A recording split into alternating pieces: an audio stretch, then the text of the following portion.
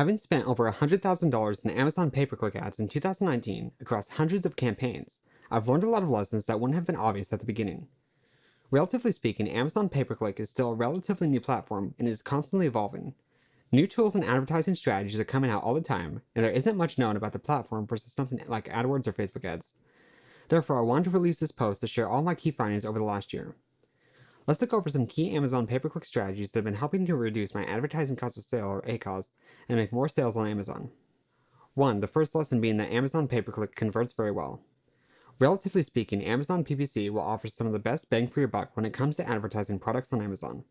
While I always recommend focusing the majority of your marketing efforts towards your own your own site, Amazon pay-per-click is one of the cheapest ways to gain exposure to your Amazon products specifically. And because Amazon shoppers are already much closer to making a purchase, they're far more likely to convert as well. Although ACoS, again advertising cost of sale, has risen steadily as more advertisers have jumped on the platform, it's still likely to be one of your most profitable channels, as shoppers are already in the buying state of mind. This is especially true if you target keywords that are specific and long tail. A keyword like woman's dress is going to lead to shoppers that are simply browsing, whereas a keyword like woman's blue dress with lace not only has much less competition, but targets people who have already made up their mind about what they want.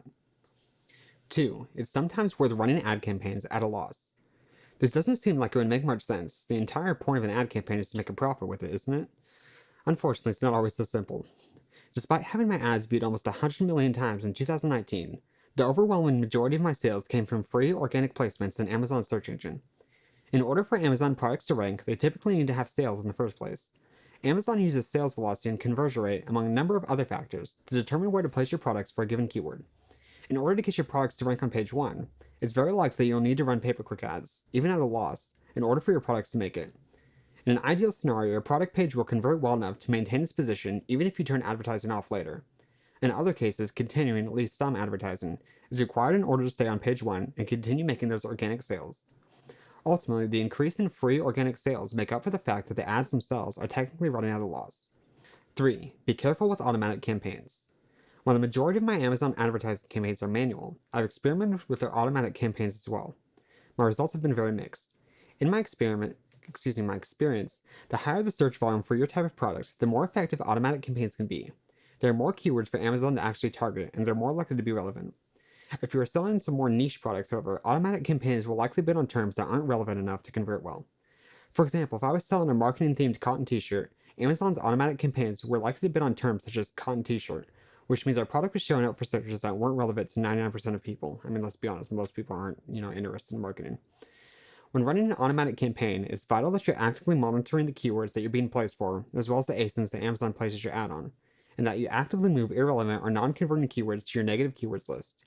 Otherwise, it's possible to blow through a large budget without getting much in return for it. 4. Automation is key. If you're running a large number of campaigns, I cannot stress enough how important it is to begin automating some of your routine tasks. These automations do not have to be particularly complex. For example, if you can see based on existing organic sales that your product converts at an average of 10%, you can create an automation to automatically move a keyword to negative or drastically reduce its bid if it goes 30 clicks without receiving an order. At the same time, if a keyword is performing particularly well, you may want to automatically increase the bid for it to ensure you appear in the number 1 spot more frequently. ACoS can change very quickly. Even something as simple as a new competitor entering or leaving the market can dramatically affect your ACoS for the month, as can Amazon suddenly decide they're going to start or stop showing your ads for a given keyword. Automation allows you to stay on top of it all without room for human error. Personally, I use a tool called Celix to handle my Amazon PPC automation. It comes with a suite of other tools too, which makes it a pretty good value if you're spending a good amount of money on Amazon pay-per-click each month.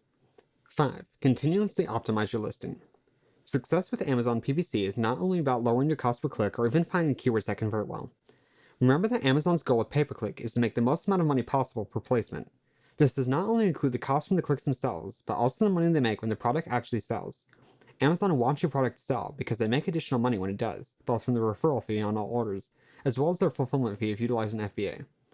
A few ways to optimize your listing include writing better bullet points, improving copywriting in the product's description, adding new or better images showcasing your product, split testing titles, split testing prices. Believe it or not, one of my products actually saw an 11% increase in total profit by lowering the price from $19.99 to $19.95.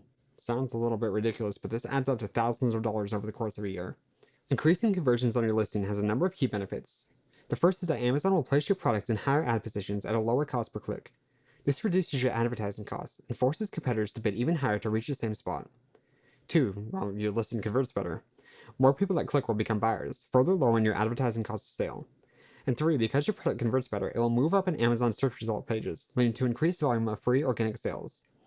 Although I believe it to be overpriced for what it does, Splitly.com is probably the best split testing tool for Amazon listings at the moment, and it's what I'm using for my most important tests. Conclusion. As sellers, it's important that we embrace the tools that are available to us. Despite the fact that it cuts even further into our margins, Amazon pay-per-click can be a very effective way to generate the awareness and eyeballs onto your listing, giving it the sales volume it needs to make it to Amazon's first page. I hope this article has been helpful for you. I'd love to hear more about your experience with Amazon pay-per-click and the lessons you've learned as well. I'm sure we can all benefit from hearing what you have to say.